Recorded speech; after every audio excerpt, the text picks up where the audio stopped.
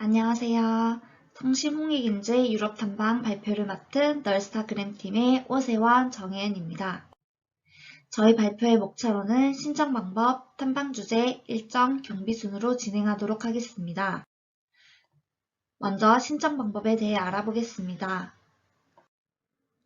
신청 자격으로는 탐방에 대한 열정을 가진 학생, 장학금 지급 규정에 적합한 학생, 해외여행에 대한 결격 사유가 없는 학생이면서 탐방 지역 내에서 원활한 커뮤니케이션이 가능한 자가 팀당 1명 이상이 있어야 합니다.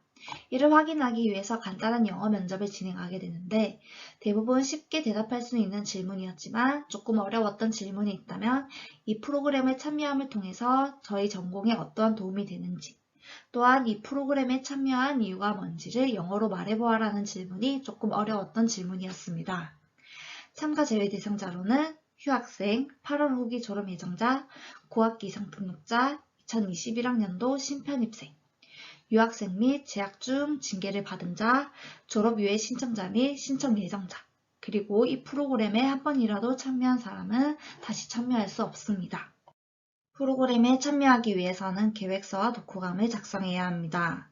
계획서에는 탐방을 하면서 무엇을 연구하고자 하는지에 대한 내용이 담겨져 있어야 하며 전공과 관련된 연구 주제 선택 시 가산점이 붙게 됩니다. 저희 팀을 포함한 대부분의 팀이 전공 관련 주제를 선택하는 모습을 보았고 분석이 가능한 주제를 선택해야 합니다. 계획서 안에는 경비와 일정, 사전 접촉 방법, 기대 효과 등에 대한 내용도 포함되어야 합니다. 저희 팀을 예시로 들자면 저희 팀의 큰 타이틀은 글로벌 헬스케어로 세부 주제로는 공중위생, 유럽 간호사에 대한 연구를 실시하였습니다. 독후감은 로마인 이야기 16권을 필수로 읽어야 하며 4월 초에서 중인 1학기 중간고사 기간에 모집 공고가 떠서 시험 기간과 겹치니 미리 준비하면 좋습니다. 학교에서 표절 검사 후에 서류 전형 합격자 발표하니 표절은 절대 하지 말아야 합니다. 특정 에피소드에 대한 독후감도 괜찮습니다. 하지만 자세하게 쓰고 느낀 점을 쓰는 것 또한 중요합니다. 2년 전인 2019년도 기준 프로그램 일정입니다. 보시면 모집 공고가 4월 초에 뜨는데 서류 전형은 4월 말에 합격이 납니다. 그러니까 기간이 굉장히 촉박하다는 것을 알 수 있습니다. 또한 서류 전형 다음 면접 전형, 그리고 선발이 된 다음에 OT를 한 번 더 진행합니다. 탐방을 갔다 온 후 보고서 작성 또한 필수로 해야 합니다. 최종 보고서 발표에 참여하지 않은 팀은 장학금 지급이 되지 않기 때문입니다. 탐방 주제에 대해 설명하겠습니다. 저희 팀의 큰 타이틀은 글로벌 헬스케어였으며 세부 주제로는 유럽 한인 간호사 인터뷰, 공중위생 실태조사 및 비교, 유럽 의료기관 탐방 이렇게 세부 주제 3개를 정하였습니다. 저희 팀의 첫 번째 주제는 유럽 한인 간호사 인터뷰였습니다. 사전에 1번에서 8번까지 저희가 임의로 질문을 만들어 사전 설문조사를 한 후 또 이 항목 외에 해외 간호사에 대해 궁금한 점이 있다면 적어달라고 부탁드렸습니다.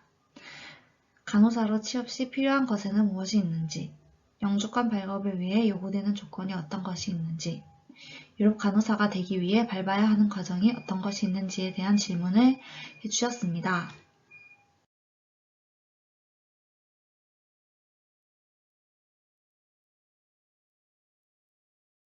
이러한 사전 설문조사 결과를 가지고 인터뷰를 진행할 예정이었으나 인터뷰를 동의하신 독일 한인 간호사분께서 개인적인 사정으로 인해 인터뷰를 하지 못할 것 같다 하셨습니다. 어쩔 수 없이 저희 조는 인터뷰를 진행하지 못하고 있었던 찰나에 유럽 한인 사회복지사분과 인터뷰를 진행할 수 있게 되었고 그분께 유럽 간호사에 대한 정보를 얻을 수 있게 되었습니다. 유럽 한인 간호사에 대한 정보입니다. 프랑스와 독일은 학비가 무료이며 가정방문 간호사가 존재하며 평균 신입 월급은 3,000에서 4,000유로, 간호학과는 3년제이며 간호사에게는 자동차가 제공된다는 점, 또한 유럽의 간호사 수는 턱없이 부족하다는 점 등 유럽 한인 간호사에 대한 정보를 알 수 있었습니다. 두 번째 주제는 공중위생 실태조사 및 비교였습니다. 공중위생 설문지를 영어, 독일어, 프랑스어 총 3개 언어로 번역하여 설문을 시행하였습니다. 설문지는 약 30장 정도 가져갔는데 6명이 응답해 주셨습니다. 대부분 설문을 거부하여 독일에서만 진행하였고 그 외의 나라에서는 진행하지 못하였습니다. 설문지입니다. 세 번째 주제는 유럽 의료기관 탐방입니다. 독일에 있는 큰 대학병원인 프랑크푸르트 대학병원을 방문하였습니다. 독일에 있는 매드 뮤지엄을 방문하였습니다. 지멘스 의료기기의 발전과 그에 따른 의학의 발달 과정에 대해 알 수 있었습니다. 의학기술의 진보와 질병 진단과 치료 능력의 발전을 한눈에 알 수 있었습니다. 영국의 나이팅게일 박물관을 방문하였습니다. 나이팅게일의 역사, 나이팅게일의 업적 등을 알 수 있었습니다. 영국의 웰컴 컬렉션 박물관을 방문하였습니다. 매달 다른 주제의 의학 전시를 진행하는데 저희가 방문했을 때는 유전이었습니다. 유전자 변형으로 탄생한 소를 볼 수 있으며 인체 모형을 통해 장기의 위치, 혈액의 흐름 등에 대해 알아볼 수 있었습니다.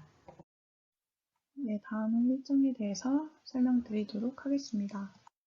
저희의 공식적인 일정은 13박 14일로 진행되었고 서유럽 국가 3개에서 5개를 자유일정에 포함하는 것이 필수였습니다.